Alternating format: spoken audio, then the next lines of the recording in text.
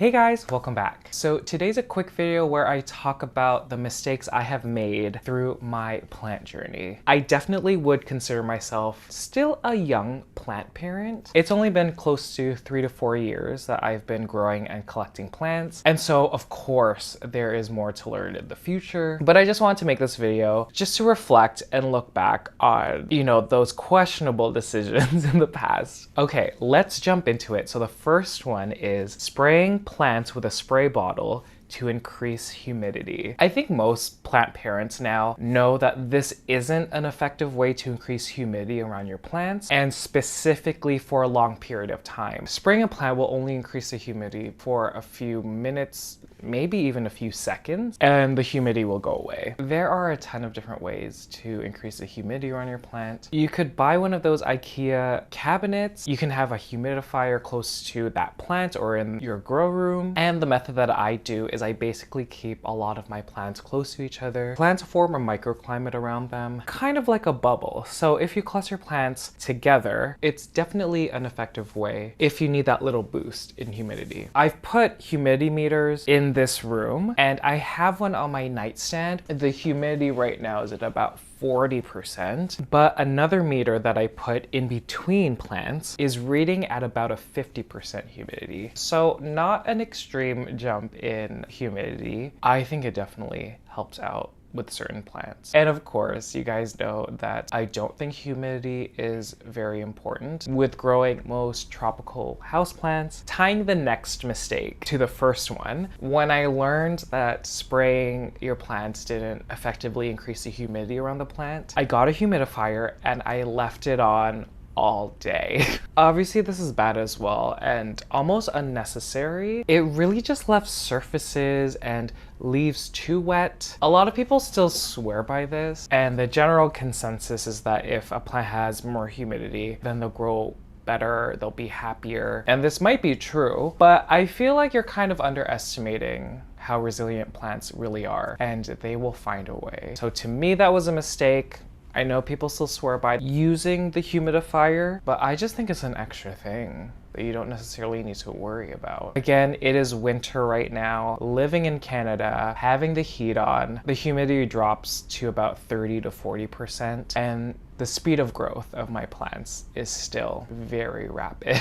So that is the second one. Okay, the third one was a game changer, and it's something that I talk about a lot. The third mistake I made was not giving my plants enough light.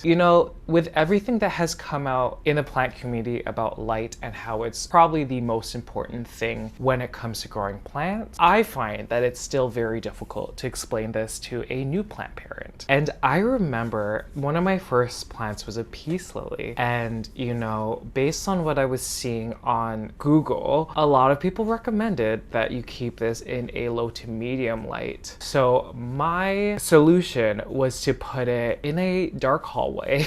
It's so funny thinking about it. In a dark hallway with a window like down that hallway. And to me, I thought at the time that was like a low to medium light situation. And even if the plant was closer to the window, there's a lot of other things to think about. Are there any obstructions directly above or in front of the window? Which direction is the window facing? Every genus of plants, they are very different in their light requirements. I've mentioned before that I think I have a lot of success with my plants because this huge window behind me is a south-facing view. There are a couple obstructions with two different buildings, but specifically in the summer when the sun is high up, the plants really get a lot of sun. And then on the other side over here where my hand is, it is a west-facing view. So a lot of light, specifically when the sun is setting. Grow lights are another option when it comes to supplementing your plants with the appropriate amount of light that they need. And so I use the Sun Blaster LED grow lights, the strip grow lights. And for me, it was a little bit experimental. Every grow light is different. I specifically think with these Sun Blaster grow lights, I think they're a little bit harsh when it comes to, for example, philodendrons or monsteras. But when it comes to Hoyas, you can get these grow lights really close to them and they're happy. Hoyas can take a lot of light compared to other tropical plants. And I guess the last point about light and like mistakes I've made in the past is not having the leaf necessarily face the light source, whether that's the sun or grow light. Again, your plant's leaves are a solar panel. If it's not facing the window where there's sun or a grow light, then how is it supposed to make food for itself? I feel like I rambled a little bit with that and didn't really focus on one thing, but basically I didn't give my plants a lot of light in the beginning. The fourth thing is about moss poles. I was not a huge fan of moss poles. You'll only have the benefit of a moss pole if you keep it wet or relatively moist at all times. That's when the plant's roots will really latch on to the moss, and also plants that require higher humidity. Obviously, keeping the moss wet will form that microclimate around the leaf. But before, I just,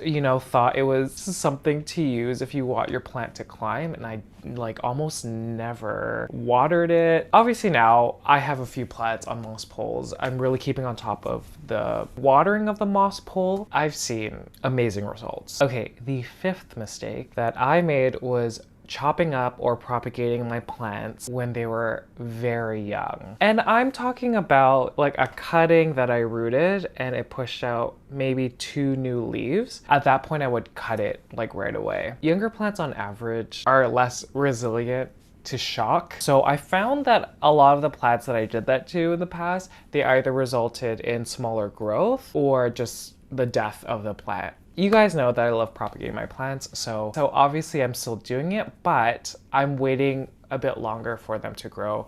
And so yeah, what I learned from that was just to practice patience, wait for the plant to mature at least a little bit more. And yeah, I guess that's the fifth one. The sixth one kind of ties into what I was just saying about cutting a plant. So before, I don't know why I thought this, and I think back and I'm like, why was I thinking about that? So the sixth mistake was basically cutting all the older leaves and leaving only 1 to 2 leaves on a plant. And what I thought at the time is that the plant can channel the energy to the newer growth and not divide it between the rest of the plant. Plants' leaves, if they are green and healthy, the plant can still use mobile nutrients from the older growth. Again, plants are amazing, and it's another method they use to pull up nutrients if they can't get it from their root system. Also, again, leaves are a solar panel to pull in light, so if you have less leaves, it'll definitely affect the growth. Okay, the seventh mistake was basically being a helicopter plant parent. I guess I would link this more with having plants in soil and overwatering, but hovering around your plant and questioning if it needs to be watered even though the soil is still wet, and then watering it because you think you're actually doing a good thing when you're not, can really just